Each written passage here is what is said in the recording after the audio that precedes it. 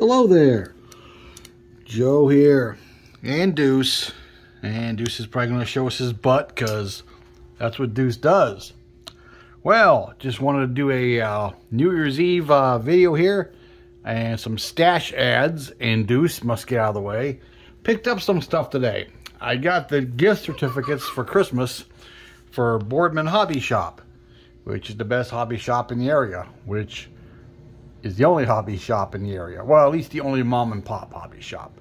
You got Hobby Lobby, but you don't have any more mom and pop except for Tom's Boardman Hobby. So, with my gift certificates, I picked up the 66 Impala. So now I have quite a few Impalas. I have a 60, a 61, a 62. I don't have a 63. I got a 64. I have a 65, I have a 67, both the 2-door and the 4-door. I don't have a 68, 9, or a 70, so I got to get those. But yeah, I picked up this version. I believe I had this a few years ago. Well, the other box it came in. But I built it as a slot car body, I believe. But yeah, I got one of those for myself. I picked up another service bed truck. I had one of these back when it first came out. I think it was in a different box. Sorry. It wasn't the 67. It might have been the 69 or the 70. I don't remember what other version it had. I think it was the Model King version too. And I built that as a slot car body, I believe. So, well, Mr. Monkey's back there too. He's saying hi. Happy New Year's. But yeah, I picked up another one of these. I'm probably going to try to maybe build it for myself, actually. I picked up one of these. Mainly because it's kind of a cool car. I probably won't build it as the FE3-X show car. I'll probably build it as a, standard Cutlass, like you can on the side of the box here. Might do the weather thing to it. I don't know. There's a possible Herx Model Works group build coming, and there's 3 choices right now of what it might be. It's a G-body, which disqualifies, an ice cream truck, or a parts box only building, or spare parts as it's called. So I don't know. Here's the 67, the coupe I bought today, because I have the 4-door. What's the show called? Can't think of the TV show. Anyhow, yeah, it's the TV show tie-in. The black car, 4-door. Oh man, I'm drawing a blank on the name of the show. But anyhow, Supernatural. Yeah, I got the 4-door. Now, AMT, if you made a 4-door version of this, do us a favor, make a post version. I don't know if there was a post 2-door, but there had to be a post 4-door. I'd like to see a post car. I like to see more post cars of all the cars. And last but not least, oh, by the way, this wasn't Boardman Hobby. This was Hobby Lobby, since they had their 40% off sale going. I got that, and I got one of these.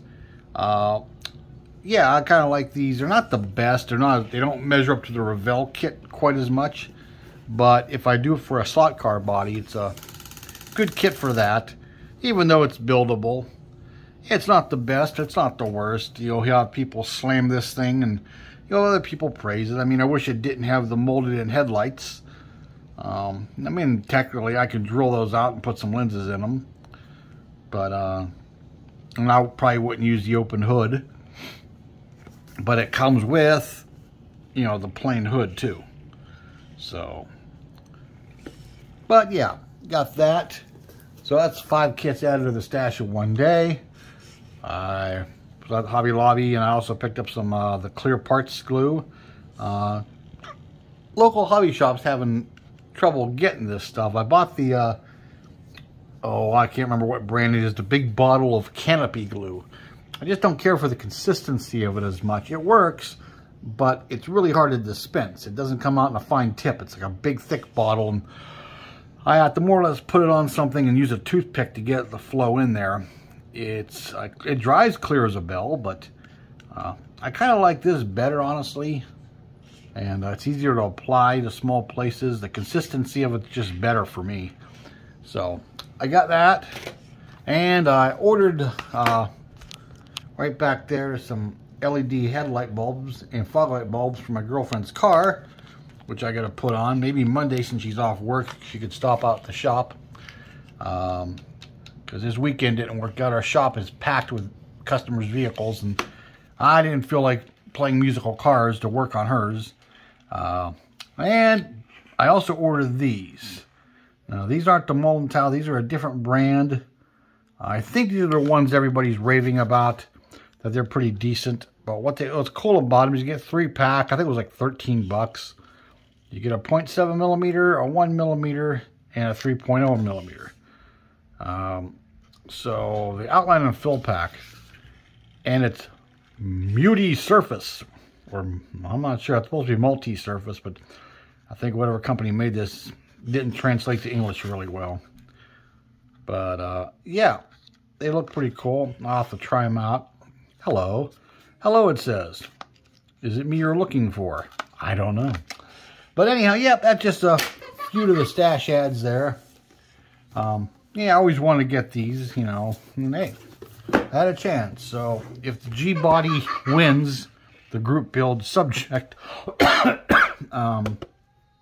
got a G-Body. Actually, I got a couple more. I think I got the Monogram Revell 1/24th scale Impala. Not Impala, but Monte Carlo SS. So I do have that. And like I said, this, I'll have to fill in this front piece. Anybody who's seen this kit, in the picture you can't tell, but there is no front to the box here. It drops, like it stops high up here. There's a gap here if you look at it from the front. And there shouldn't be, because if it didn't come down, this toolbox would have a big hole in it in the real world. So you need to use some sheet plastic to fill that in.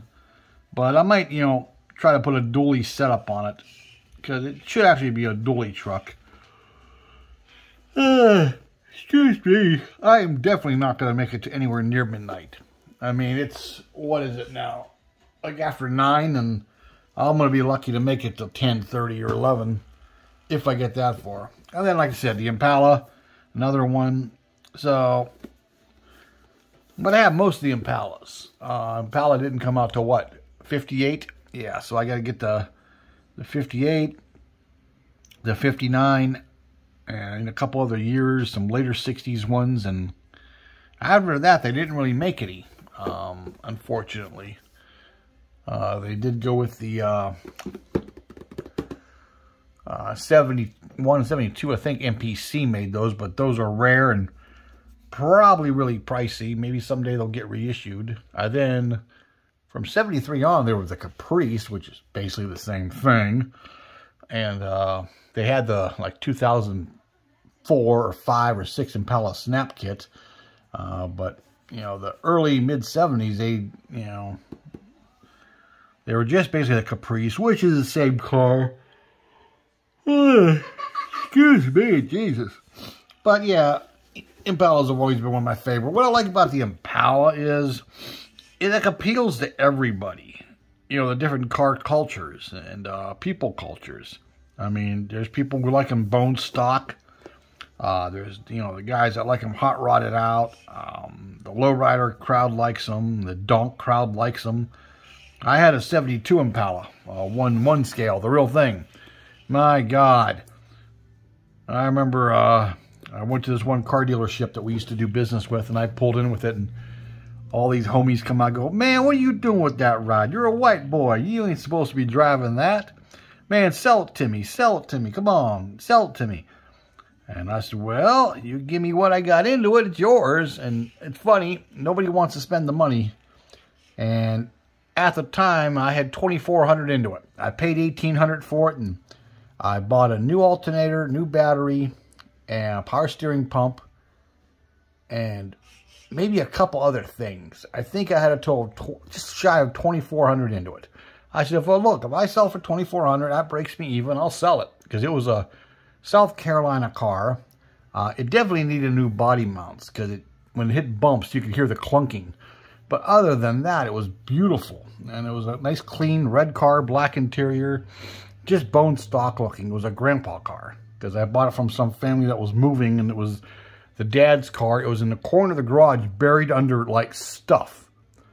I went and looked at it, said, yeah, I'll take it. He goes, okay, you know, let me get it out from under here. I said, well, I got to go home and get a ride anyhow. And he goes, yeah, I'll have it out for under you. And he dug it out, and it ran great, and it's a fun car to drive. But, yeah, that's what I like about the Impalas. They've always been like, you know, cars that just appeal to everybody. You know, almost every race, creed, religion, car genre likes the Impala. And because you can do so much with them. You know, me, I'll go semi-stock on them. You know, probably as a standard SS with Kragers or something like that. The kind of way I would drive it. In fact, years ago, it was a 66, I believe. It was a Biscayne my neighbor was selling. Now it was like 21 at the time. I think 19 or 21, 20, 21, somewhere in that zone. They had a Biscayne, and it was just patinaed out, which wasn't a popular thing, you know, in the mid-'80s. You know, people looked at those cars. Oh, that car is junky. That needs a paint job. But looking back on it now, I think he wanted like $650 or $700 for it, which may as well have been $1 million because I didn't have the money in the bank or on me.